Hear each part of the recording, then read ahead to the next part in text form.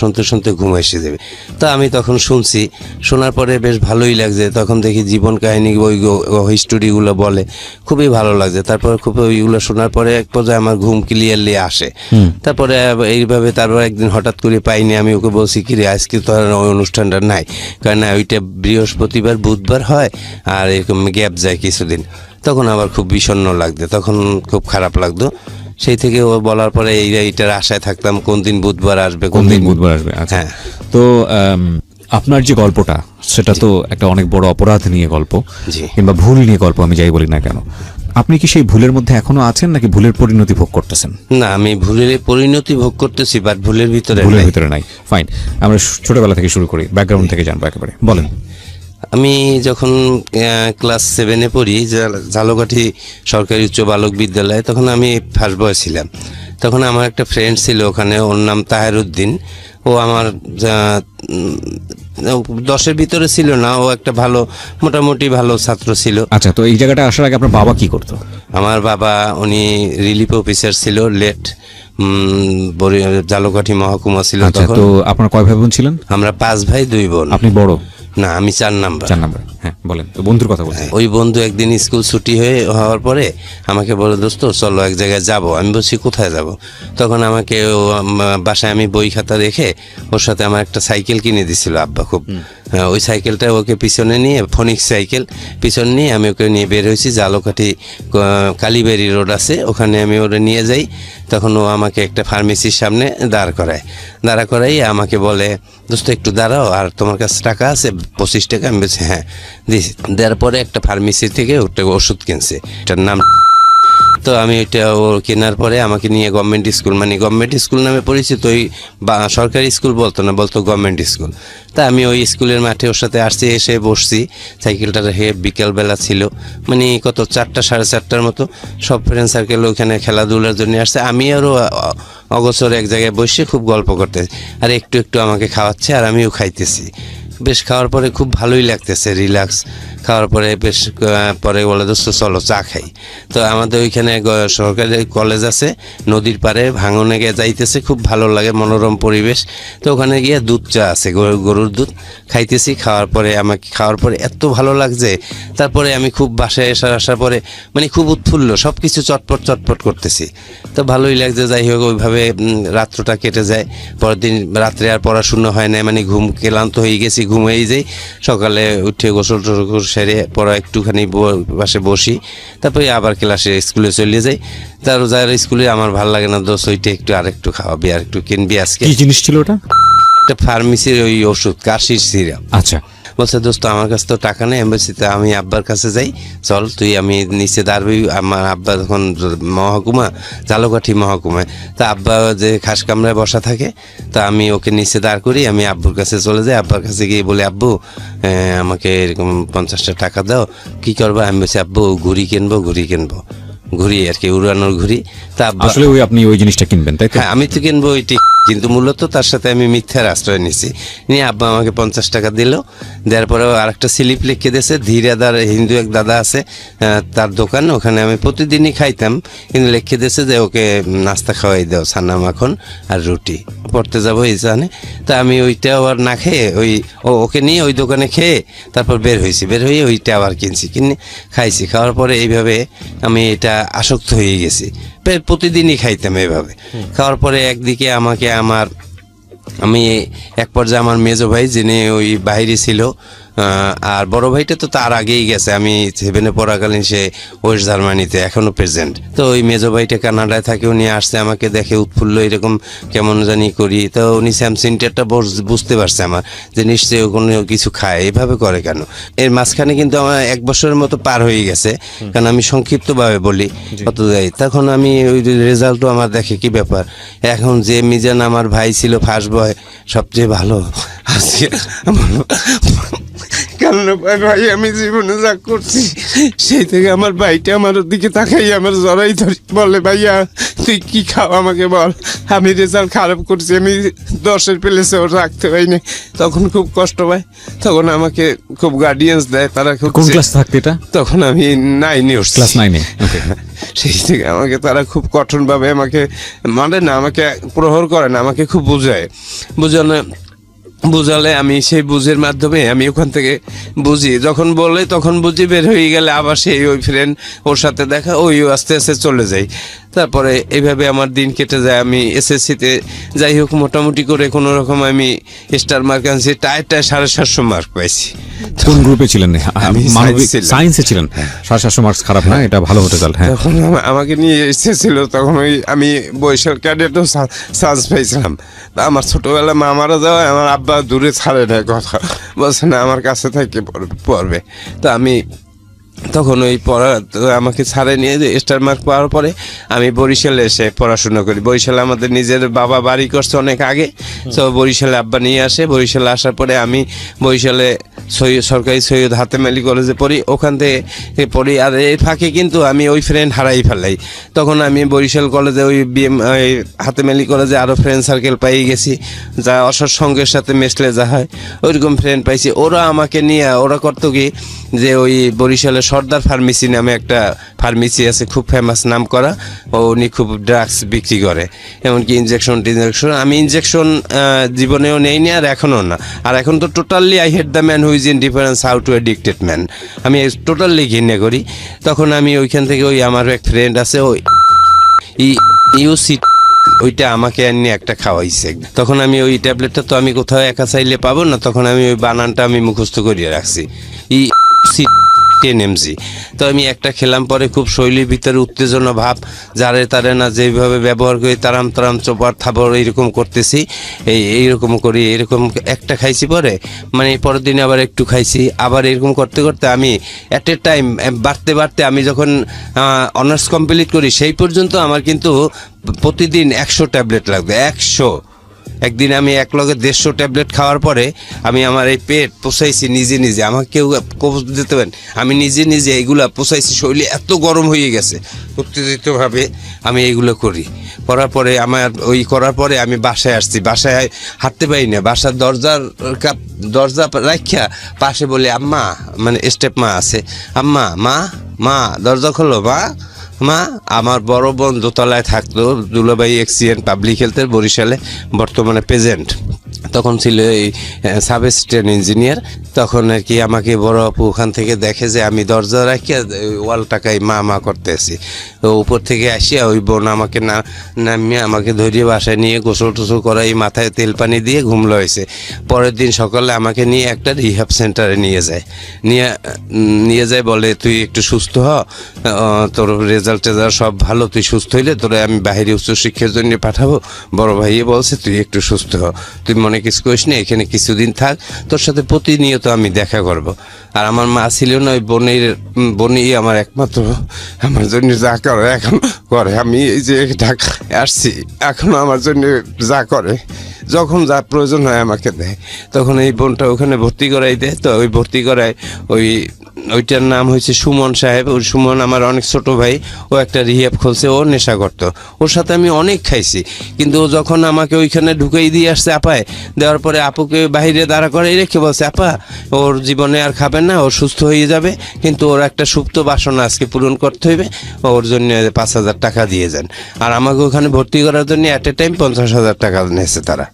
মূলত নেওয়ার পরে আমার বোন তো মন মানে না, চিন্তা টাকা দিয়ে কি হবে, আমার 3টে ভাই ইউরোপ কান্ট্রিতে প্রেজেন্ট, আমার এই ভাইটা শেষ হয়ে যাবে। আর এই ভাইটাই ভালো ব্রিলিয়ান্ট স্টুডেন্ট ছিল, কিন্তু এই জন্য আমার ভাই সেই সময় আমার বোনটা আমার জন্য খুব ওইখানে দাঁড়াইয়ে টাকা দিয়ে গেছে, বলছে ঠিক আছে। আর 5,000 টাকা দিয়েছে আমার জন্য সুমন, ওর সাথে আমি বহুত নেশা করছি। ও আমাকে এই ট্যাবলেট এইটা ওইটা, মানে ক্যানাবিস, হ্যাঁ, যেটা অ্যানোনিমাস, যে কিছু সব কিছু আমাকে ও ইউজ করাইছে, এমনকি মেইলই পর্যন্ত আমাকে সেখানে নিয়ে গেছে।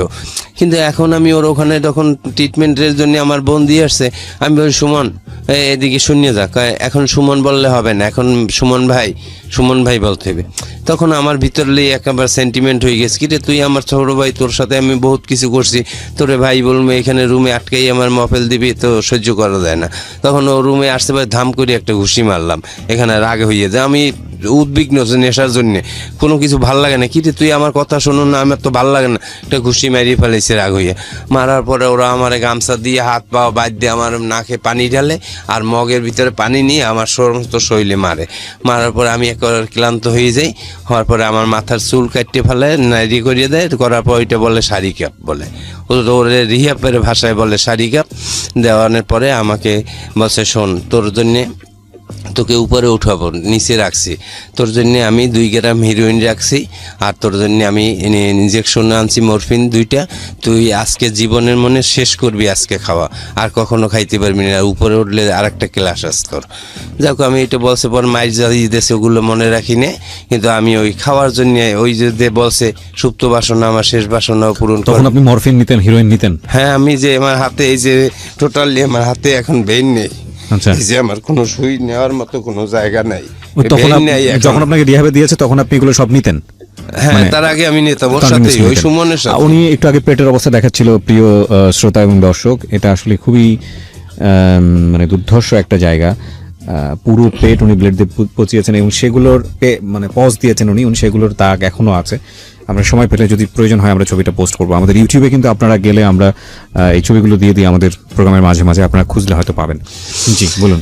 যখন আমাকে ওই মরফিন ওই উপরে নিচে দেবে, তো আমার জন্য 4টা মরফিন নিয়ে আসছে, আর 2 গ্রাম হিরোইন নিয়ে আসছে, আর ট্যাবলেট নিয়ে আসছে 100 নিয়ে আসছে, তখন 50 পয়সা করিয়ে দাম ওইটার।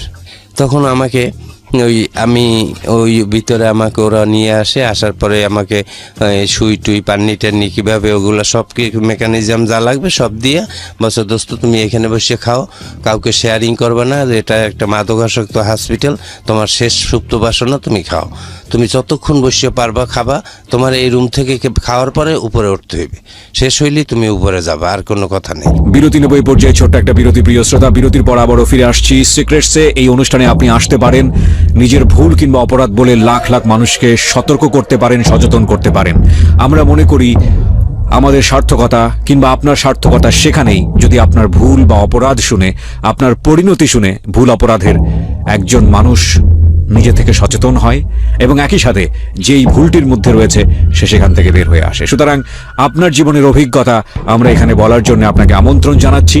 আমাদের ফোন নাম্বারটি হচ্ছে 09611904904। আমি আরো একবার বলছি 09611904904।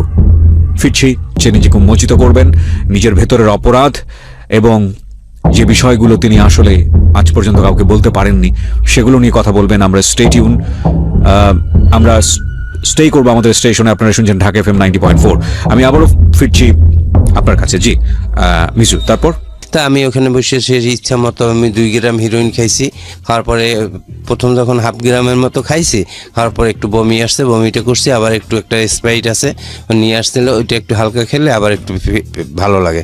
খাওয়ার পরে একটু রিল্যাক্স নিয়েছি, একটু সেই করছি, প্রায় সকালে ওখানে দিয়ে আসছে, সন্ধ্যার সময় আমার উঠেছে, অতক্ষণ আমি খাইছি এই ট্যাবলেট আর হিরোইন, এই মরফিন, এগুলো এট এ টাইম সবই। ট্যাবলেট খাইনি, আগে ট্যাবলেট রাখিয়ে দিছি যে এইটা আমার শেষ খাওয়া, উপরে যাই ঘুমাবো, আমার চিন্তা যে আমি ঘুমাবো। এই তো এটা খাওয়ার পরে আমি 1/2 গ্রামের মতো রয়ে গেছে, 1.5 গ্রাম আমি খাইছি, আর 1/2 গ্রাম পারিনি, আর শরীরে কুলায় না, মানে খুব হয়ে গেছি। তারপরে ওই ট্যাবলেটটা, এখন আমি ট্যাবলেট খাইতে পারতে আসি না, মানে ক্লান্ত হয়ে গেছি, যাক আমি এখানে একটু ক্লান্ত হয়েছি, একটু ঘুমানোর মতো পড়ি, পরে আবার উঠে ওইটা খাবো। তখন ঘুমাই পড়ছি, তোরা আমার উপরে উঠে এনেছে, আর ট্যাবলেট আর খাইতে পারিনি। তো উপরে উঠছি, পরে ঘুম দিয়ে 3 দিন পরে উঠছি, আর আমাকে ওরা ঘুমের মধ্যে টুকরো টুকরো করে একটু খাওয়াতো, খাওয়াইয়ে দিয়ে পরে আমি সুস্থ হয়েছি। পরে আমি 3 দিন পরে ঘুম ভাঙছে? হ্যাঁ 3 দিন, আমি 3 দিনে ওই লাইটের মানে 3 দিন পরে ঘুম ভাঙছে। তারপরে আমি 17 দিন এইরকম লাইটের দিক তাকাই রয়েছি, আমার খাবার নাই, রুচি নেই, শুধু নেশা চাই, কিন্তু আমার ঘুম নাই, খাবার নাই, কিছু না, লাইটের দিক তাকাই রয়েছি। 17 দিন? 17 দিন। ওই সময় কি আপনার মনে আছে কি হতো মাথার মধ্যে? কি আমার মনে করে যে জানলা জুনলা ভাঙ্গি চুরিয়ে ফেলাই, ইয়ারে মারি, ওরে ধরি, আমার একটা রুমের ভিতরে আলাদাভাবে তালা মারিয়ে রেখে দেয়, ভাঙারও কোনো পথ নেই ওই জায়গাটা, ওই মাদকাসক্ত হসপিটালটা এমন ভাঙিয়ে যে আমি বাইরে যে মনে হচ্ছে যে এইগুলো সব ভাঙি মাথা মতো ফাটাই ফেলাই। এই যে মাথার উপরে একটা ওইখানে একটা অ্যাঙ্গেলের মতো আছে, আমি একটা বাড়ি মেরে এখানে মাথাটা ফাটাই ফেলাইছি, আচ্ছা। মানে নেশার কষ্টে। যে আমার ভালো লাগতেছে না, কি রে আমার কি অবদ্ধ ঘরের ভিতরে রাখছে, এগুলো কি তোরা এগুলো কেন করো? আপনি কি ব্যাখ্যা করতে পারবেন যে ওই সময় ফিলিংসটা কি হয়, জিনিসটা নেয়ার পরে ফিলিংসটা কি হয় আর না নিলে কি হয়? হ্যাঁ, নেওয়ার পরে পৃথিবীর সব শত্রুরে মনে হয় যে সে আমার ভাই বন্ধু, ও আমার সবচেয়ে প্রিয় বন্ধু, ও আমার ভাই, ও আমার সব কিছু। কোনো শত্রুরে শত্রু মনে হয় না। আর না নিতে পারলে মনে হয় কি যে আপন ভাইরেও মনে হয় যে ও আমার কাছে শত্রু, ওরা আমি গুল্লি দিয়ে মারিয়ে ফেলাই। এখন এইভাবে আমার একজন এক একভাবে ডেসক্রাইব করে প্রিয় শ্রোতা, উনি ওনার মতো করে ডেসক্রাইব করেছেন। হ্যাঁ, বলেন, তারপর আমি সেই 17 দিন তাকিয়ে আছেন। হ্যাঁ, আমি তো 17 দিন এইরকম আমার ফুললি আমার স্মরণ আছে, মানে স্মরণ কি পরেও আমার ফ্রেন্ড সার্কেল যারা রিহাবের ছিল ওরা বলছে দোস্ত তুই 17টা দিন এরকম রাইটের দিক তাকাই রয়েছ। আমি উইড্রল অবস্থায় ছিলাম, ওইখানের ভাষায় বলে উইড্রল। তা আমি এরকম অসুস্থ, যাই হোক একটু একটু পরে সুস্থ, 17 দিন পরে সুস্থ হয়েছি। আমার বোনে তো রেগুলার দেখতে আসে, তারা ওখান থেকে নাকি তারে বলে যে আপনার ভাই তো আরো অসুস্থ হয়ে গেছে, মানুষকে কামড়ায়। মানে আমার বোনের কাছে দিয়ে আরো টাকা নেওয়ার জন্য তারা এটি একটা পজিশন খাটাই নিয়েছে, বুদ্ধি খাটাইছে। আমার বোন আমার জন্য যা খুশি সেই রকম করে, কয় আপনার ভাইকে রাত্রে ভালো ভালো একটু খাওয়াইতে হয়, টাকা টোকা দিয়ে যান, আর ওকে এখন দেখতে আসলে ও আরো হয়ে যাবে। তার চেয়ে ওইভাবে রাখছি, ইনজেকশন দিয়ে আমরা রয়ে রাখি, সুস্থ হয়ে যাইবেন, নিশ্চিন্তে থাকেন। তো তখন আপার কাছে দিয়ে আবার 25,000 টাকা নেছে। আর আমার আপু আমার জন্য ভালো ভালো খাবার নিয়ে আসতো, আমাকে দিত না। ভালো খাবার দিলে আমার ভিতরে নেশা, খাবার ওইখান থেকে আমি শিক্ষা পাইছি যে first dose does the damage. নেশার প্রথম টান দম্বা চুম্বক সর্বনাশের পথ তৈরি করে। আমি যখন একটু একটু সুস্থ হয়েছি না, তখন আবার ভিতরে কাজ করছে যে আমি কি ছিলাম। আমি একটা ভালো ছাত্র ছিলাম, বাসায় আলালে দুলাল ভাই বোনের কাছে মা ছিল না, বাবা মারা যায় এসএসসি পরীক্ষার আগে ফর্ম ফিল আপ করার পরে। আমার বোনটা আমার জন্য এত কিছু করে, আর আমি নেশার জন্য আজকে এই বদ্ধ ঘরের ভিতরে আমি। আর আমার বোন প্রতিদিন আসে, আমি দেখতে পারি না বলে লোকজনে আমাকে, অথচ না এগুলো তো আর খাবো না কখন। এই ভিতরে একটা ফিলিংস আসে, তখন আর এগুলো খাই না। কি হয় তখন এই ওখান থেকে আস্তে আস্তে রিলিজ হয় 67 দিনের দিন। ওখানে একটা সেই আছে প্রার্থনা আছে, ওই প্রার্থনাটা মুখস্থ না করা পর্যন্ত তারে রিলিজ দেন। ওইটা মুখস্থ করতে পারলি সে বোঝে যে অলরেডি সুস্থ। আচ্ছা, মুখস্থ করতে পেরেছিলেন? হ্যাঁ, আমি পারছি। এখন মনে আছে? হ্যাঁ, ওই তো প্রথমেই স্মরণ করি আমার প্রিয় মহান রাব্বুল আলামিনের নাম, পরে স্মরণ করি আমার জন্মদাতা পিতামাতা, তারপরে স্মরণ করি আমার ফ্যামিলি যারা আমার সুস্থতার জন্য অধীর আগ্রহে তাকিয়ে আছে। এটুকু আরো ওগুলো আমার আর বেশিটা একটাই নাই, কারণ এই তখন আমি এইটা বলা প্রায় প্রশান্তির প্রার্থনা বলে ওটাকে। তখন আমি ওখান থেকে 67 দিনের দিন যখন বাইন্ডিংস ফ্রি হওয়ার পরে আমি খুব সুন্দরভাবে আমার স্বাস্থ্য চেহারা অন্যরকম হয়ে গেছে। টোটালি আমি একবার ওই দিন থেকে বলছি যে আর ড্রাগস ইউজ হবে না, আমার জীবনে সুস্থতা হইতে হবে। ওই সময় আপনি কলেজে পড়ছিলেন? আমি পড়াশোনা ছেড়ে দিয়েছি। না না, পড়াশোনা আমার চলে।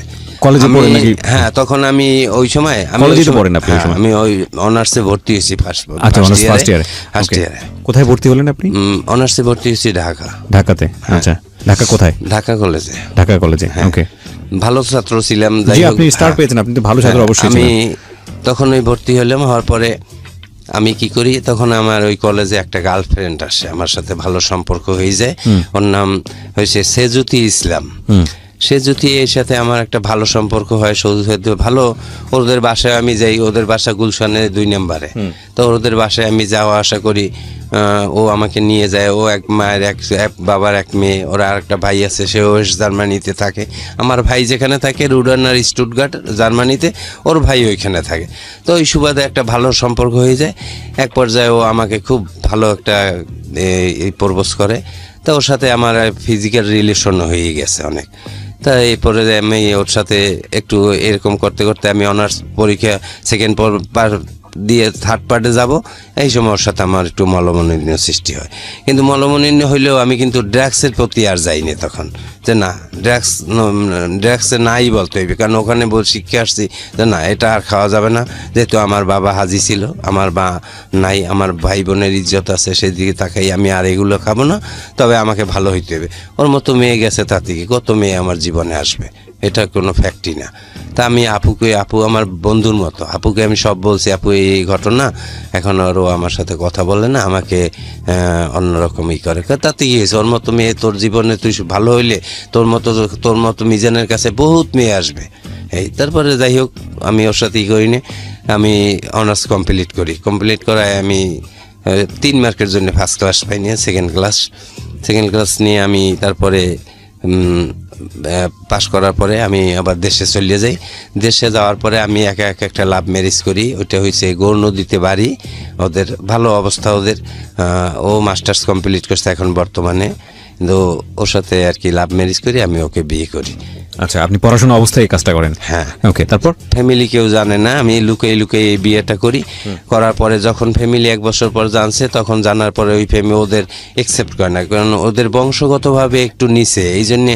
আর আমরা 5টা ভাই অল এডুকেটেড, অল স্কোয়ার। আমার মা কিন্তু গর্ভভাতা পায় মৃত্যুকালীন, এখন 5 ভাই আমরা মাস্টার্স কমপ্লিট।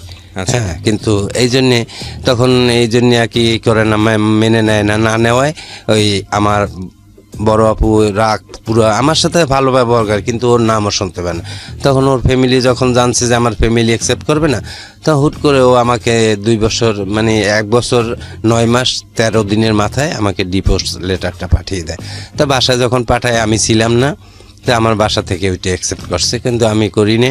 পরে আমি একদিন ওই জানি না যে আমাকে ডিভোর্স দিয়েছে। আমি ঢাকা থেকে রামারপুল নামে, মাদারীপুর তো ওদের বাড়ি, কয়ারিয়া নামক জায়গা, কিন্তু রামারপুলে লঞ্চ ঘাটতে আমি রাতে ওই লঞ্চের নাম হয়েছে মহানগরী নিউসান, ওই লঞ্চে আমি ওই রামারপুল নামছি, আমি আমার শ্বশুরবাড়ি গেছি পরে আমাকে ওই জায়গার লোকজন, ওখানে তো সর্বহারা নাম করা সেই সময়, আমি তো ওই লোকজনে আমাকে ধরছে, আমার মারবে ধরবে, কোপাই মারি ফেলাইবে রাত্রে, আর আমি তো হতভম্ব হয়ে গেছে। যাই হোক, ভাগ্য ভালো, আমাকে ওইখানে একটা সর্বহারা ছিল, উনি নাই, ভাগ্য ভালো, উনি খুবই ভালো লোক। সর্বহারা বললে ভুল হবে, উনি খুব ভালোই, ওনার ভিতরে নাই বললে না। আমার যখনই দেখছে বসে, এই ওর গায়ে কেউ হাত দিবে না, মুখ ওনার বাঁধা, কিন্তু আমি চিনতে পারিনি যে এই হারুন খাঁ, বরিশাল বিভাগের মধ্যেই নাম করা সর্বহারা উনি হারুন খাঁ। কিন্তু উনি আমাকে টর্চারিং করতে, একটা টোক্কা দিতে দেয় না। উনি আমাকে সুন্দরভাবে ওপারে খেয়া পার করে বলছে, তুমি বাড়িতে যাও, এ গ্রামে আর আসো না, তোমাকে ডিভোর্স দিয়ে দিয়েছে, তুমি আসলে এখন ওই লোকজনে তোমাকে এইভাবে অত্যাচার করবে, মারবে। ভাগ্য ভালো আমি ছিলাম, যাও। কিন্তু পরে আমি জানছি যে উনি হারুন খাঁ।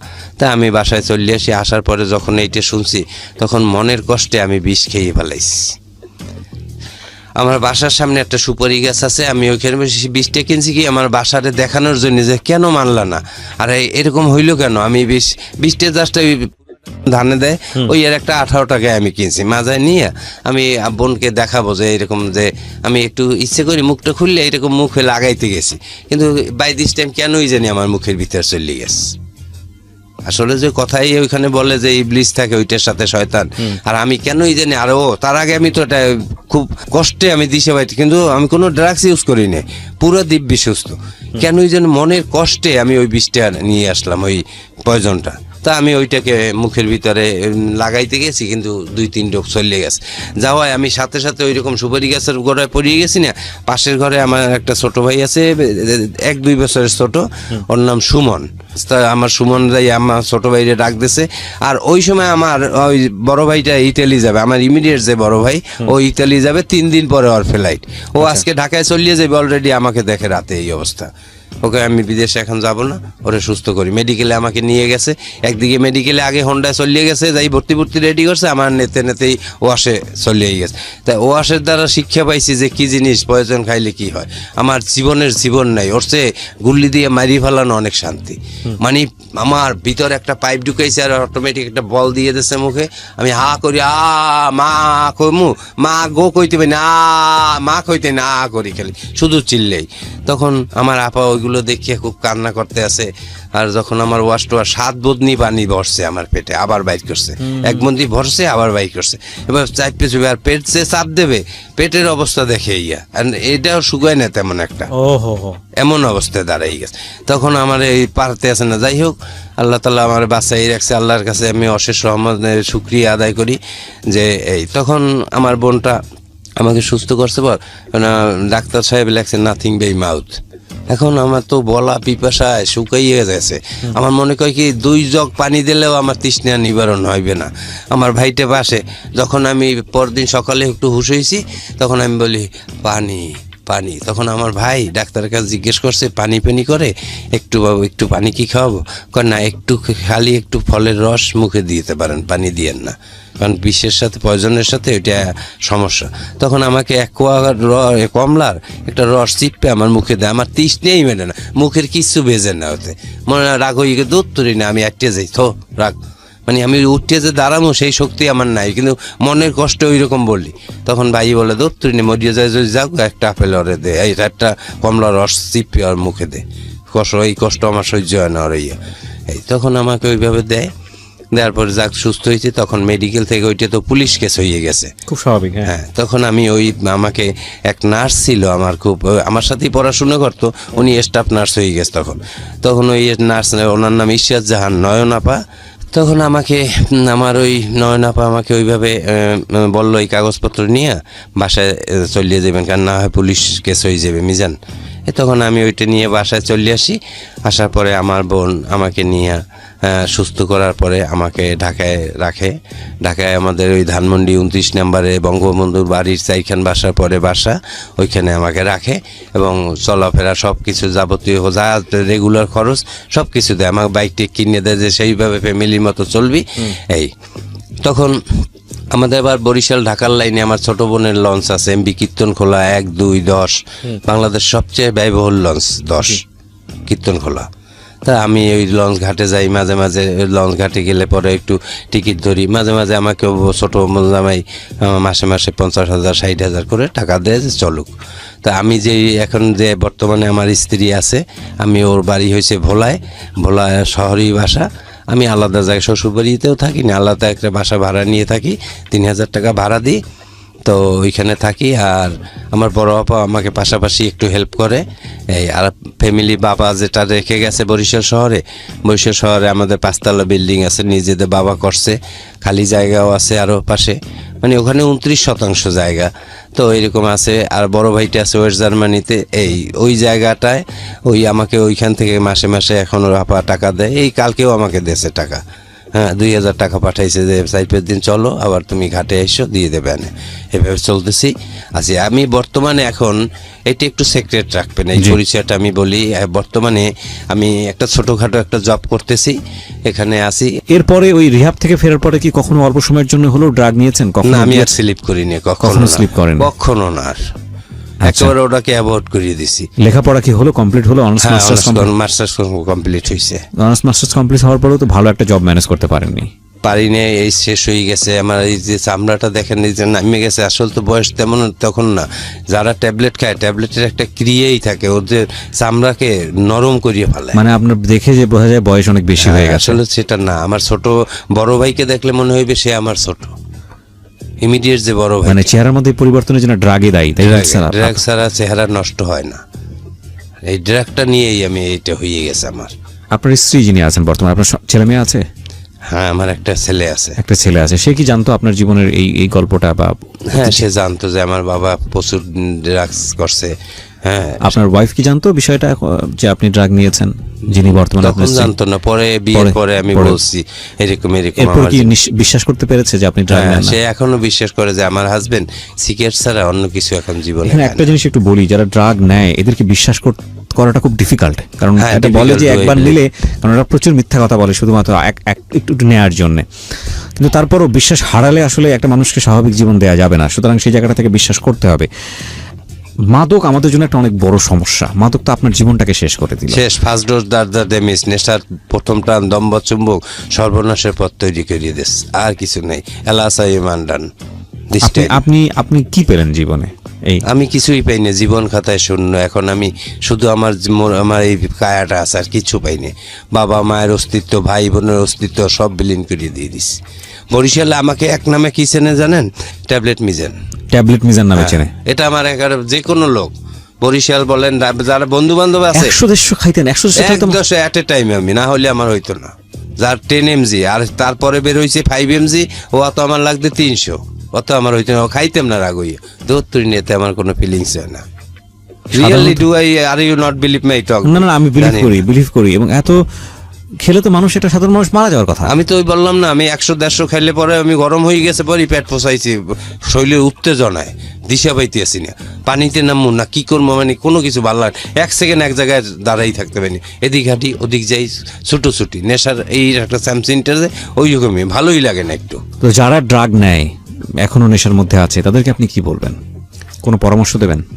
পরামর্শ আমি যারা আমার সামনে ইউজ করে তাদেরকে বলি, দোস্ত এটা জীবনের ধ্বংস ছাড়া কিছু আনবে না, তবে তুমি ভালো হয়ে যাও, আমি তোমাকে বললে এখন বলবো হ্যাঁ খাবো না, পরবর্তীতে খাবা, আমি চলে যাই, তবে এই জিনিসটা আর খেও না।